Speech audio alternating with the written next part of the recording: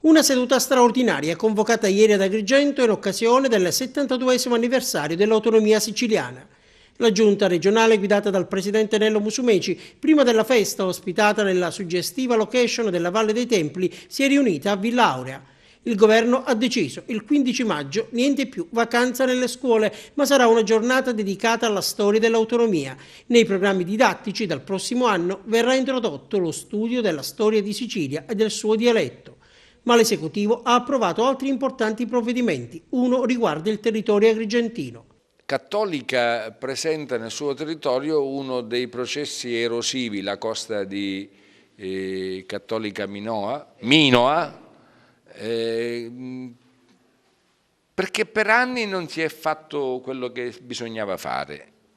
E noi abbiamo stanziato oggi 4 milioni, oltre 4 milioni di euro, proprio per intervenire in maniera definitiva su questa parte del litorale, con un ripascimento artificiale che consentirà intanto di salvaguardare il contesto ambientale e poi di restituirne la fruizione alla sua naturale destinazione, che è quella del turismo e in questo caso del turismo balneare, oltre che del turismo naturalistico. Deliberata anche la realizzazione a Palermo, in via Ugo La Malfa, di una cittadella della regione.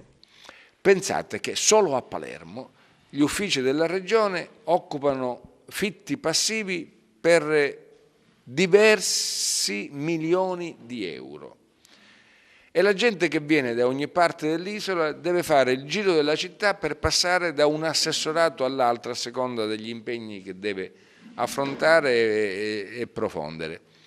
Se noi realizziamo in un solo sito questo immobile che ospiterà circa 4.000 dipendenti, vicino ad un capolinea e vicino ad una stazione della metropolitana, vicino alla circonvallazione al viale della regione, noi eviteremmo di congestionare il centro storico e consentiremmo al cittadino utente, all'amministratore, a chiunque dovrà avere a che fare con gli uffici della regione, di poter in una sola mezza giornata toccare tutti e 12 gli assessorati, con un risparmio notevolissimo, perché naturalmente non saremmo più costretti a pagare ogni anno profumatamente il padrone di casa.